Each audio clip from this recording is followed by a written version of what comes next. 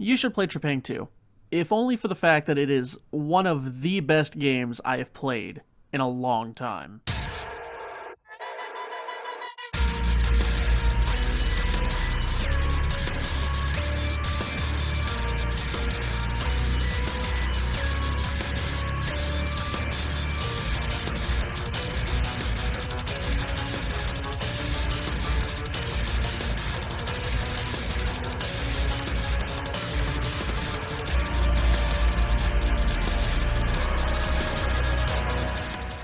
Now keep in mind, this isn't a review. This is just me talking about a game I love. I'm in no way a professional critic, and you should not take my judgments to heart.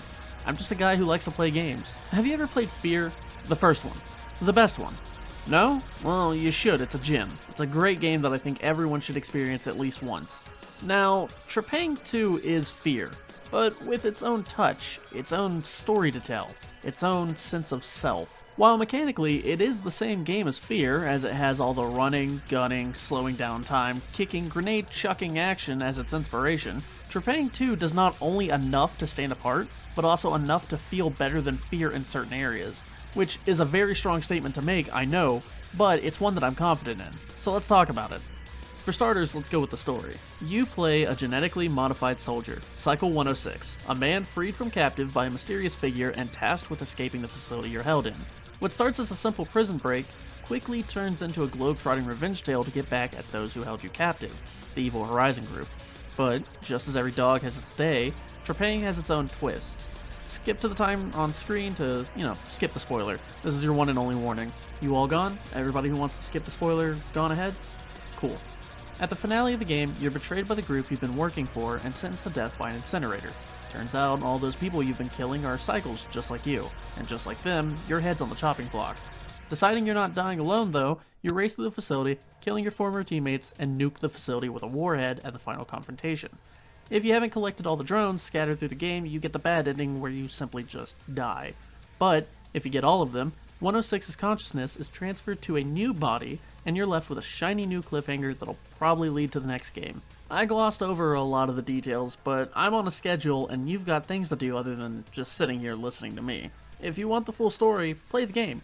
The destination is worth it, and I cannot stress to you enough just how good this game is for what it is. So, how's the moment-to-moment gameplay?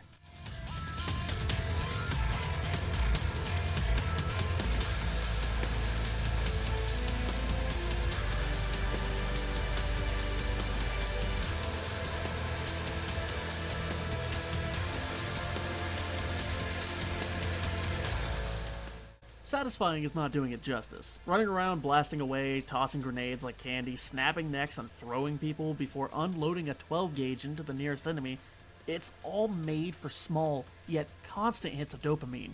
It flows like a very beautifully written sonata of carnage, and it just doesn't let up until either you or the entire enemy squad is dead. Movement is simple, yet effective. You've got your basic running, jumping, dashing, sliding, and even kicking. All these things work great and I have no complaints at all. If anything, it's immensely smooth and stable. I never had an actual problem, just constant high-speed smoothness.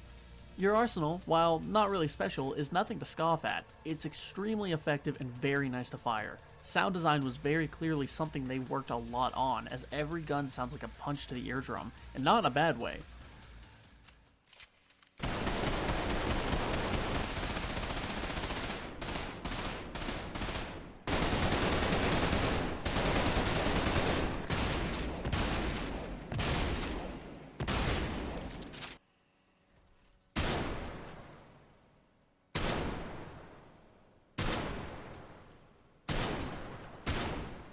You have 8 guns in Trepang: a pistol, an assault rifle, an SMG, a shotgun, which is of course my personal favorite, a DMR, a crossbow, a grenade launcher, and a minigun. You also have throwables, such as the basic grenade, an incendiary grenade, proximity mines, flashbangs, tomahawks, stuff like that.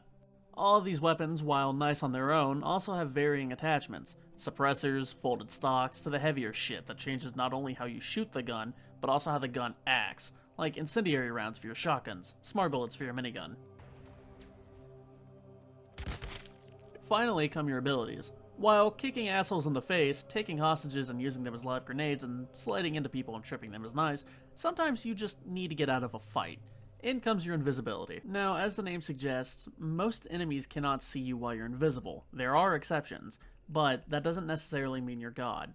Shooting will break your cover, enemies can still hear you running and see any laser sights on your gun, stuff like that. Thankfully, it's on a cooldown, so its use is infinite as long as you have the patience for it. Personally, I use it to relocate and catch a breath before unloading a magazine and the entire squad hunting me, but I have seen other people use it for cooler applications. Your second ability is slowing down time, or focusing as the game calls it.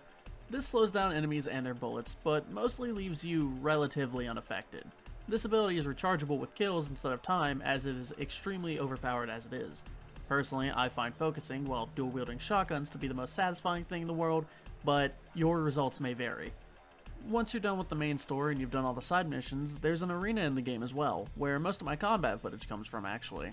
They're wave-based with either 20 waves or an infinite amount, up to you, and a small cooldown in between so you can buy armor, ammo, guns, throwables, or even backup. It has plenty of different environments, enemy types, layouts, for all your replayable needs if you just want to sit down, experiment, or just turn your brain off and kill. It's up to you. The music fucking bangs too. It's short, sure, but that doesn't make it any less intense and energetic. Just take a listen.